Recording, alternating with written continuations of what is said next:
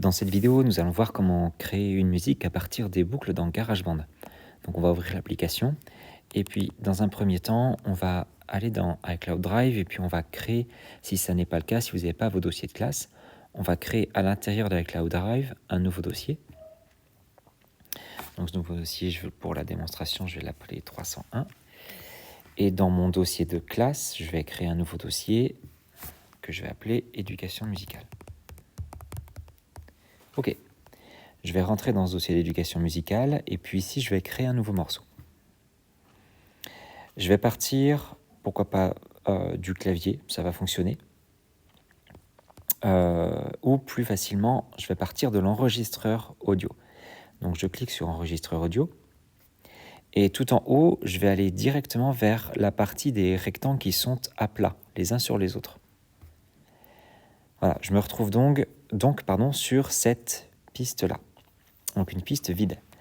C'est à partir d'ici que je vais pouvoir aller chercher mes boucles, dans la partie boucle.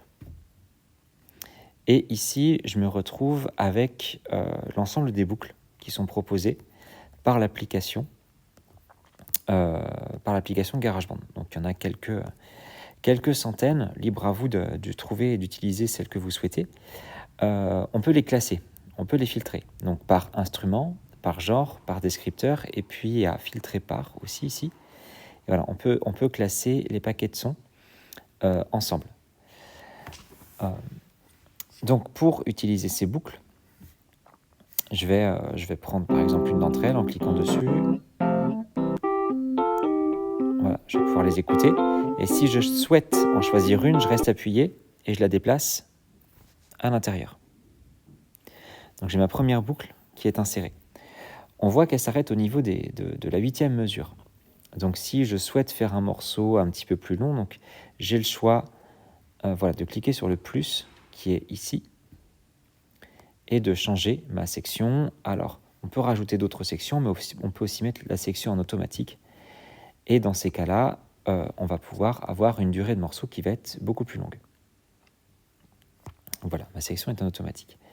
Je vais recliquer sur ma boucle. Donc là, je vais rajouter un petit piano électrique. Ce que je vais vouloir chercher dans mes instruments maintenant, ça va être pourquoi pas une batterie. Donc je vais mettre toutes les batteries. Ok. Et là, on va choisir une batterie assez basique. Et puis, je vais la caler. Alors, je vais essayer de me caler sur les numéros de mesure. On voit qu'ils sont inscrits au-dessus. Mesure 2, mesure 3, mesure 4. Je vais commencer à la 3e mesure. Et si je fais lecture...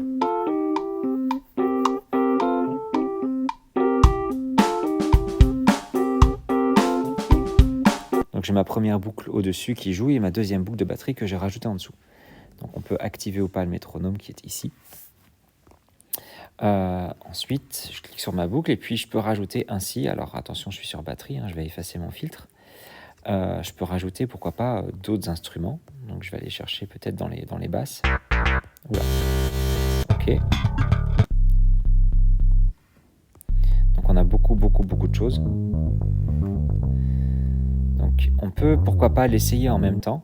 Donc on peut lancer la lecture. Voilà. Et on peut écouter en même temps les basses que l'on choisit.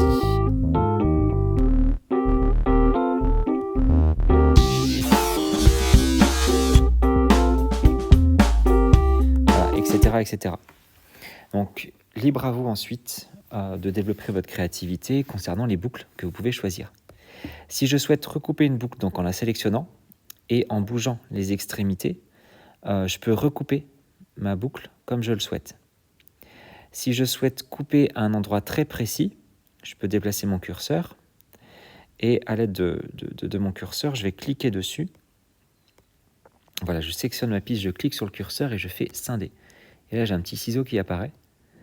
Voilà, et on voit qu'en faisant glisser le ciseau, on peut scinder notre piste en plusieurs parties. Et là, je peux sélectionner les autres morceaux et je peux les déplacer, je peux les supprimer. Donc, si je reste appuyé dessus, je peux déplacer ce petit morceau, je peux l'inverser, je peux le mettre où je veux, comme je le souhaite.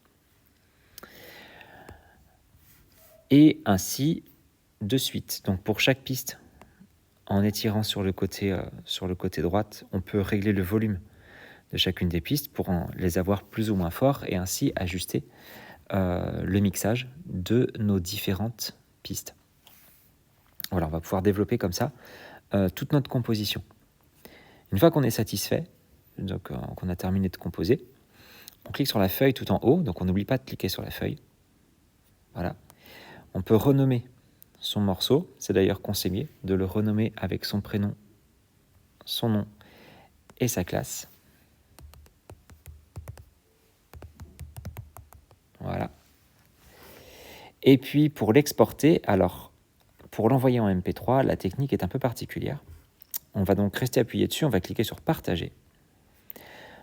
On va l'exporter en tant que morceau. On va cliquer sur partager tout en haut.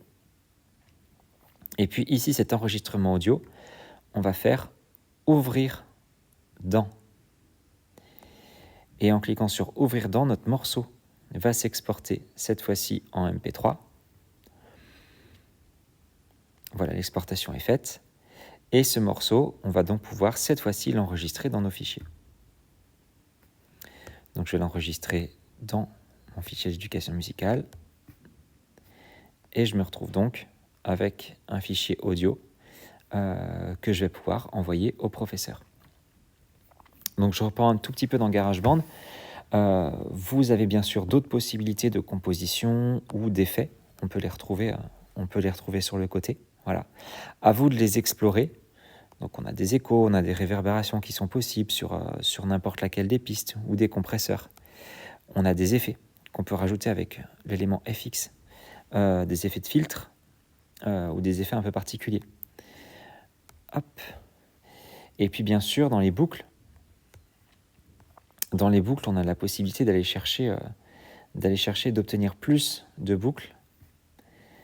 Et là, on va choisir les paquets de sons et non pas les artistes et producteurs. Voilà, plutôt les paquets de sons, puisque là, on a des boucles qui sont libres de droit.